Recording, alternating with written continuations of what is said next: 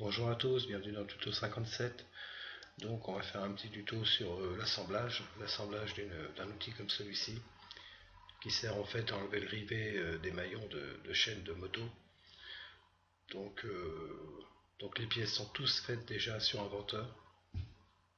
Donc là on va vraiment faire que l'assemblage. Donc je ferai un petit dossier où dans ce dossier forcément il y aura toutes les pièces d'Inventor, il y aura une nomenclature comme celle-ci, et il y aura aussi une petite photo. Donc je mettrai bien sûr tout ça dans le lien. Donc les pièces les voici. Donc on va tâcher de faire l'assemblage de tout ça. Donc mon ensemble est nommé ensemble dérive chaîne moto tuto 57. Et dans cet ensemble, il y a un sous-ensemble, l'ensemble poussoir que j'ai ouvert ici, donc pour ouvrir bien sûr ici, et qui lui aussi sans aucune contrainte. Je vais remettre tout d'origine. Voilà. Donc, et on va partir d'ici en fait. Donc déjà occupons-nous du sous-ensemble. Donc pour la rondelle, il faut aller dans l'assemblée bien sûr. Contrainte pour la rondelle.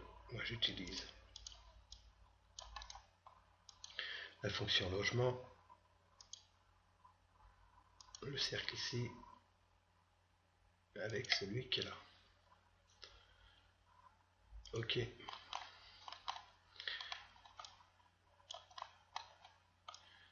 Donc là, on va mettre une contrainte de logement aussi pour celui-ci, entre ce cercle-là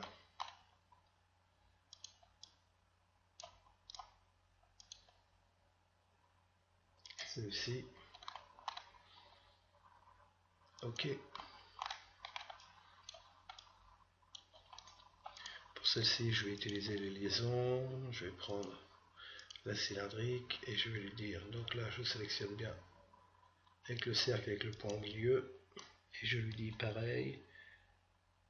Il y a plusieurs solutions, j'aurais pu le mettre ici ou ici, mais je vais le mettre vraiment au milieu comme l'autre.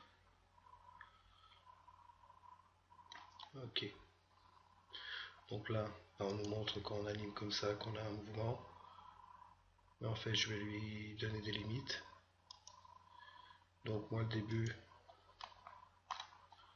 éloigner un peu. Voilà, le début, moi, ce sera 50. Actuel 0. Et la fin, moins 50. Ok. Ce qui va me permettre de faire je vais bloquer l'axe ici, ce qui me permet d'avoir un blocage ici. Voilà, donc pour cet ensemble c'est fait. Donc je vais aller dans mon ensemble complet. Donc là évidemment mon sous-ensemble est ici, il n'a qu'une contrainte. Donc je vais commencer à mettre le ressort et la rondelle. Donc je vais aller dans l'assemblée, contrainte. Sur mon ressort j'ai une petite face plate. Je vais la sélectionner. Et je vais dire qu'en fait il faut qu'elle soit sur la face de la rondelle ici. Ok. Donc là elle est bien sur la face, mais elle n'est pas dans l'axe. Donc sur le ressort, si je fais une contrainte d'axe, je ne vais pas l'avoir, il va falloir que j'aille le chercher à son origine. C'est-à-dire que je vais aller dans ressort, origine, et là j'ai son axe qui est ici, l'axe Y, je le sélectionne, et maintenant je peux sélectionner ma tige. Ok, donc là c'est parfait. Donc pareil, cette face là, avec cette face là,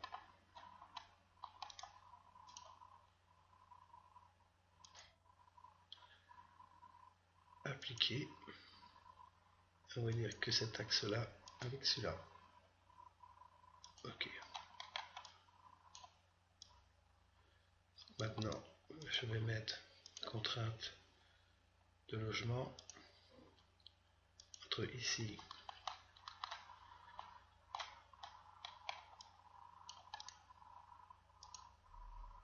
et ici. Ok. Donc je vais bloquer aussi cette pièce là.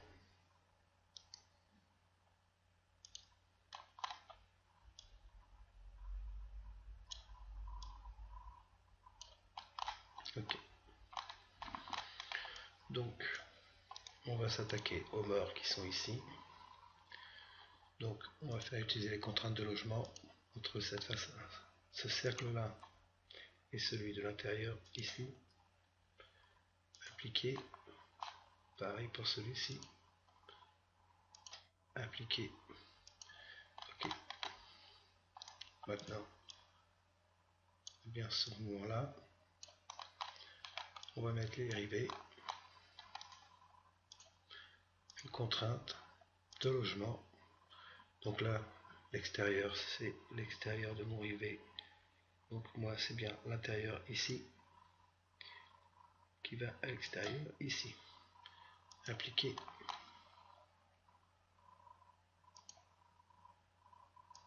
Appliquer. Ok. Ensuite, je vais mettre les plaques qui sont ici. Donc je vais utiliser la contrainte de logement, pareil. Et je vais lui dire que ce cercle-là va sur ce cercle-là. Ok. Voilà le mouvement. Donc une autre contrainte. Pareil, de logement entre ce cercle-là et celui-ci. Appliquer. Je vais faire tout de suite l'autre côté.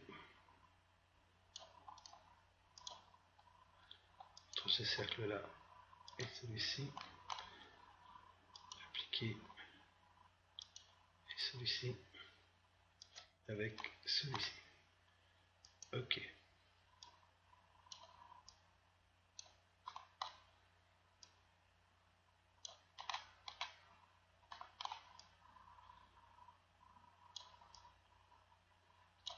On va mettre tout de suite la poignée. Contrainte de logement entre celle-ci et celle-ci. On va les mettre un petit décalage de 2. Appliquer.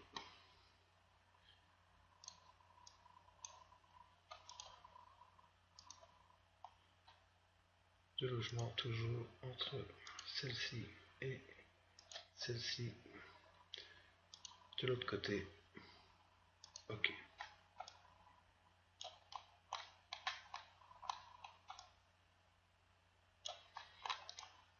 Donc maintenant on va s'occuper de l'écrou qui est ici. Donc il faut qu'il soit bien sûr dans l'axe. Donc je vais utiliser une contrainte d'axe. Donc c'est le plaquage entre celui-ci et celui-ci. Ok.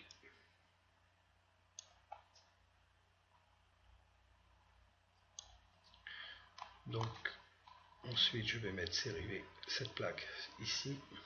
Je vais pousser un peu le rivet là.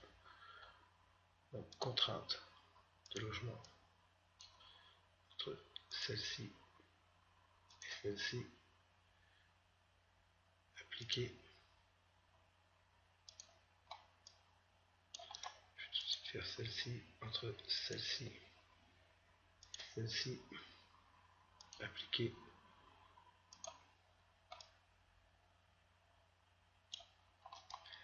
Pareil pour les deux autres. Celle-ci, celle-ci.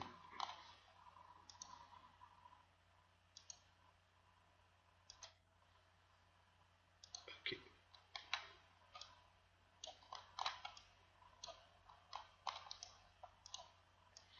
Les rivets.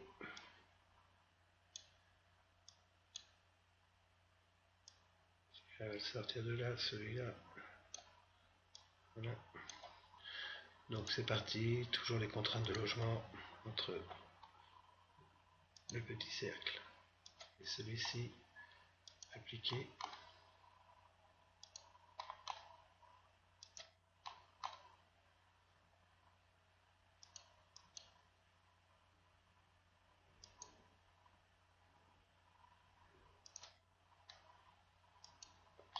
Et le dernier.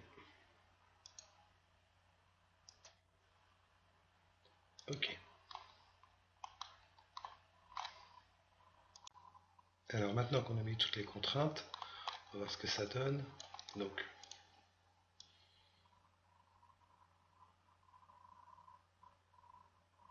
ça ok, hein, c'est la poignée.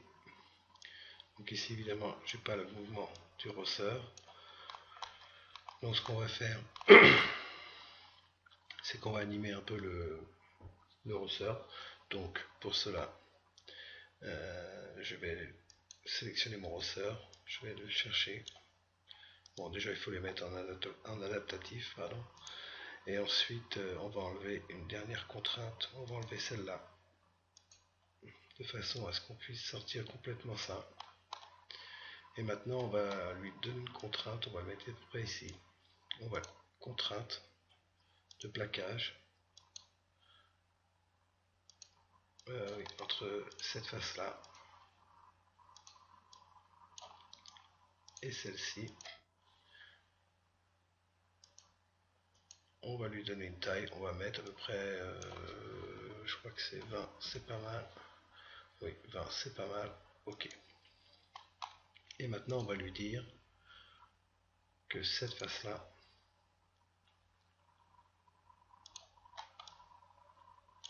doit aller bien sûr sur cette face là. Ok. Donc là on voit que le ressort s'est détendu.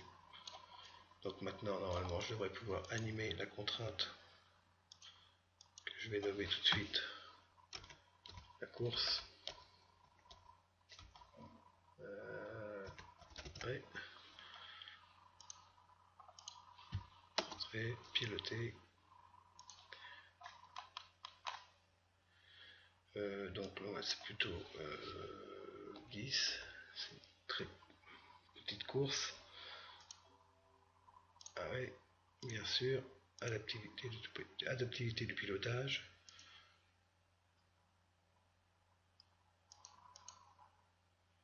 Donc voilà, donc là on peut faire des buffins, on peut le faire répéter 4 fois par exemple.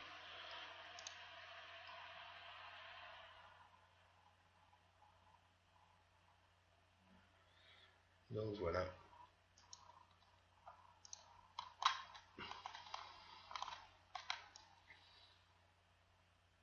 Voilà, j'espère avoir pu vous aider, je vous souhaite bon courage. Si vous avez des questions ou des commentaires, n'hésitez pas. Si vous aimez ou vous aimez pas, n'hésitez pas non plus. Je vous souhaite bon courage, à la prochaine et bye bye.